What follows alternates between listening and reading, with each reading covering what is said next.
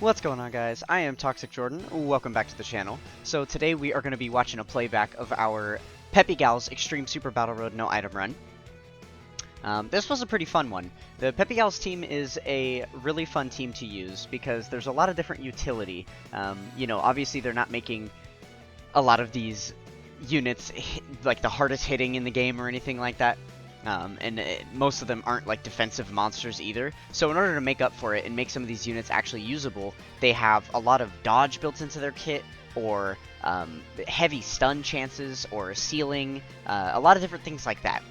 So it's very, very fun to use this team, especially in Super Battle Road, where you can inflict all kinds of status effects to the enemies. So that is the main strategy that we are attempting here.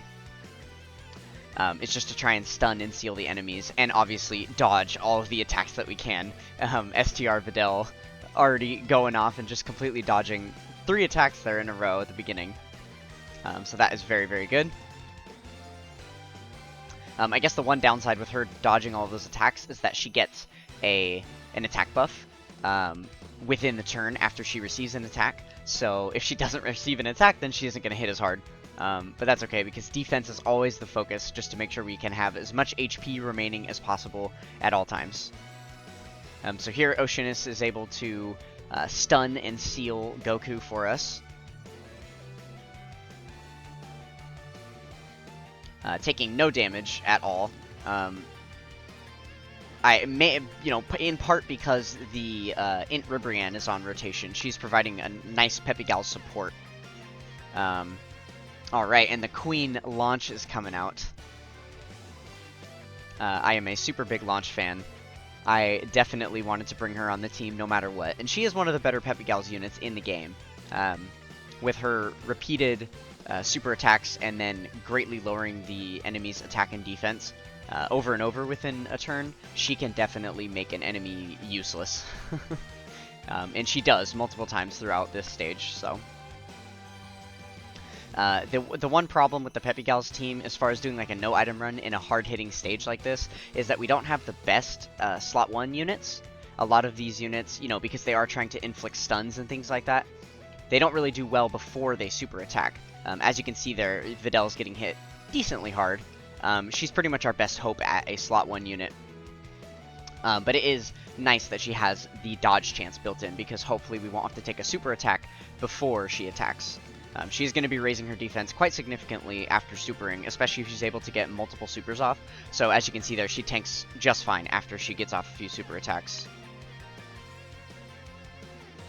And then obviously Mai is going to be one of our best stunners on the team. Probably the best stunner, in fact. So she is going to be locking up the enemies quite a bit too.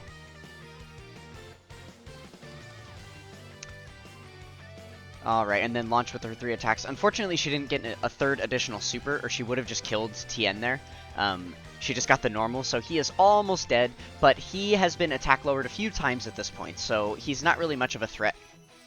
We should be able to finish him off very quickly here as well. And then Goku is still stunned, so we are perfectly fine on this rotation. We're definitely not gonna die or anything.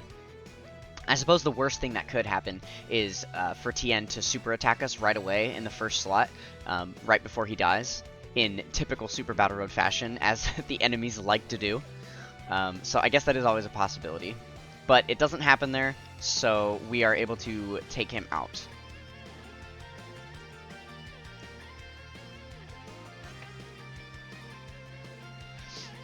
Overall, I don't think the stage is too difficult.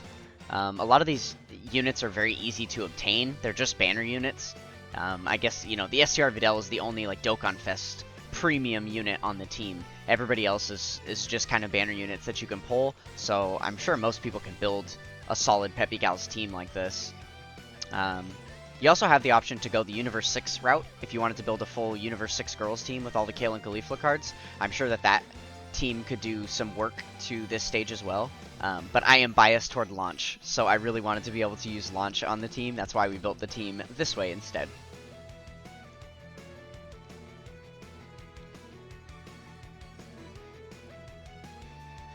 So yeah, we have pretty much stun locked this Goku. He hasn't been able to attack us at all. which we prioritize stunning him because we've been putting Videl in slot 1, and the worst possible thing would be for Goku, who we have type disadvantage against, to be attacking us before we're able to get off an attack in that first slot. So we definitely didn't want that to happen.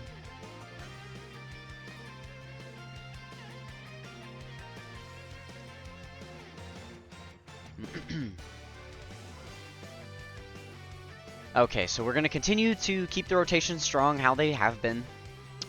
With the Videl in slot 1 there. She's definitely in a little bit more danger. Each of the enemies is attacking her once before she attacks, including the AGL Krillin, so that is a bit of a worry. I'm sure that's why it took me a bit to select orbs here. I was just trying to make sure that that was the best option to keep her in slot 1. I'm also just trying to keep track of who is the best option to attack for each slot. I definitely want to try and stun the Krillin. That's why Oceanus attacked him, because I want the AGL unit stunned up for next turn so that it's safer to put Videl in slot 1. Yeah, because here you can see she takes 60k from a normal attack from him. So a super attack would be absolutely lethal.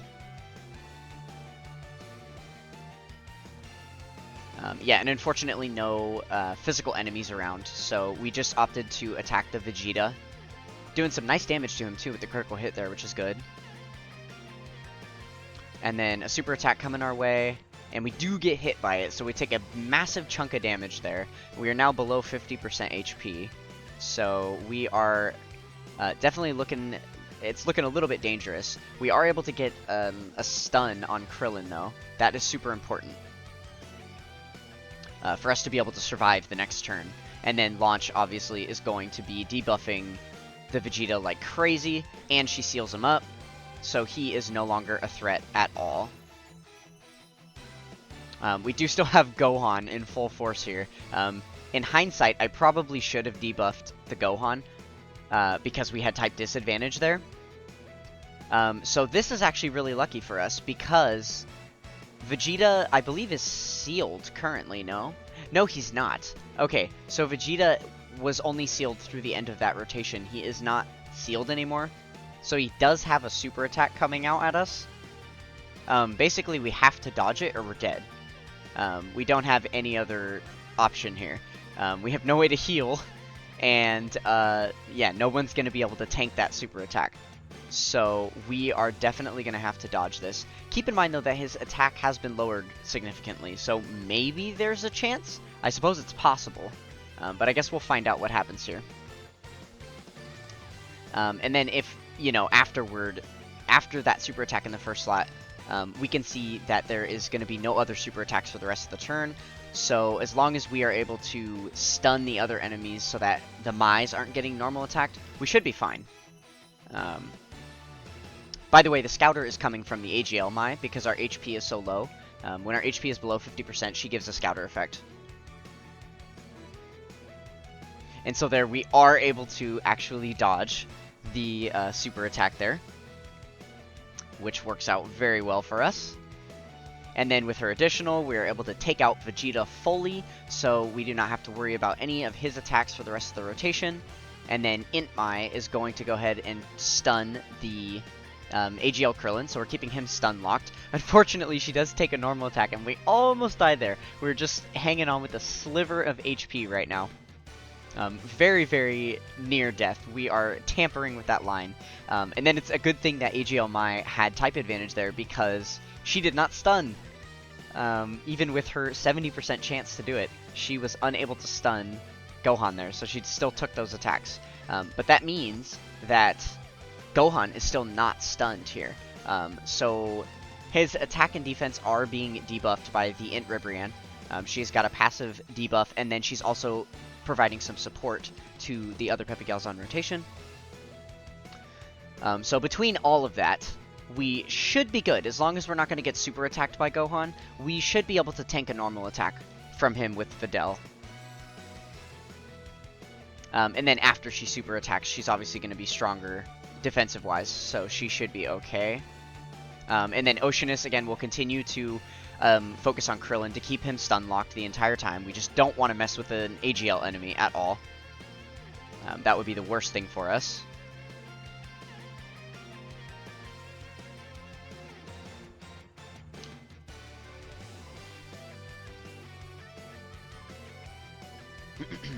Okay, so Videl not quite able to take out Gohan there, but still tanking nicely against him. Luckily, we had no super attacks to deal with. And then, Oceanus... Oh, so Oceanus actually killed Gohan, and then was able to, on her additional attack, attack Krillin there. Okay, so Krillin is actually not going to be stunned going into the next fight there. He is, I believe, going to be sealed, though, because the Int Ribrianne seals here. So he is sealed up, which means we're only going to have to take a normal attack against him. So we should be able to survive that. And I believe we'll try and select as many type orbs as possible here, just to get us enough healing to potentially tank a normal attack that we're going to take. And then also get us a little closer to that Dokkan gauge, which is filling up there. Because we are about to enter the final fight here, so this is the opportune time to get that Dokkan attack ready to go. We were lucky enough to dodge that first attack too, so we won't even have to find out how bad that was going to be. And then Videl, with her crits and additionals, was able to take out Krillin for us. So again, we successfully managed to evade getting hit by the AGL enemy for the entire fight. So that is looking very, very good. And this turn is not, because we've got quite a few attacks coming up here in the first slot. We have basically no HP left to work with. So again, we're going to be relying on Videl's dodging ability and the girls in the next two slots to be able to stun up for us really well. So I can't remember who I end up targeting for each of these attacks. I am just trying to make sure that...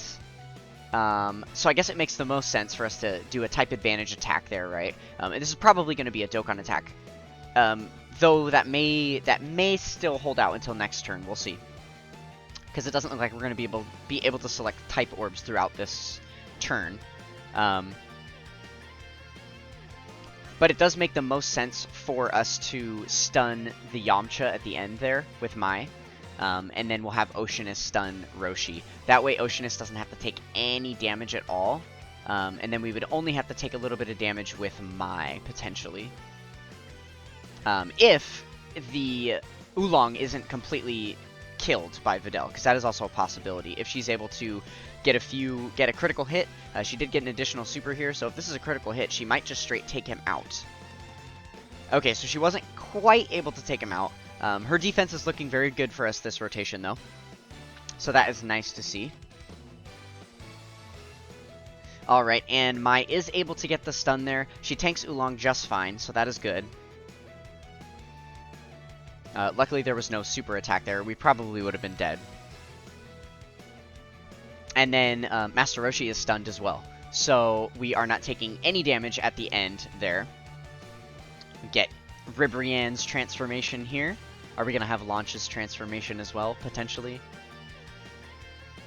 Oh, Launch is on the next rotation. Okay. So, yeah, we are rocking... Master Roshi is sealed, because Oceanus only puts out a one-turn stun, and Yamcha is stunned currently. So, we are not going to be taking very much at all in that first slot. We're pretty safe, because it's going to be all normal attacks. And then, obviously, Oolong is the only one that's completely unprotected, but we have type advantage against him, so I imagine that we'll be okay. Videl just also has the potential to dodge anything coming her way. So that can be very nice. And there we pop the Dokkan attack. So we will see how we fare with that. I imagine that the Dokkan attack is going to be strong enough to basically flatten the entire rotation. This probably should be the last turn of the fight. But we will see here.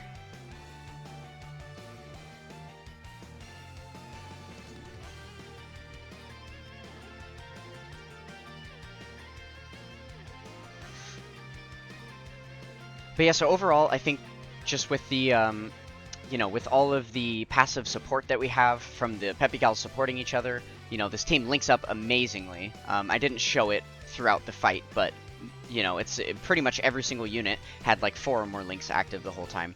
So that is definitely helpful for us. But yeah, Videl kind of carried us damage-wise. She was able to do a lot of damage to all these enemies, but she was definitely helped out by some of the passive support she was getting from the other characters. So it looks like we weren't quite able to finish it up with the Dokkan attack there.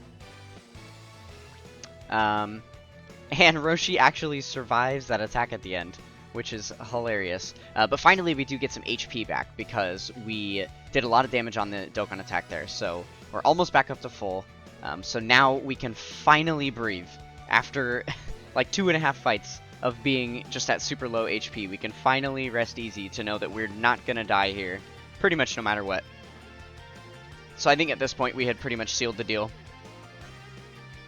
We've got a type advantage attack with Mai, and then Launch is going to be putting out multiple attacks. Videl is going to be putting out multiple attacks. So this will definitely be the last turn of the fight, and we should seal the deal here with our no item run.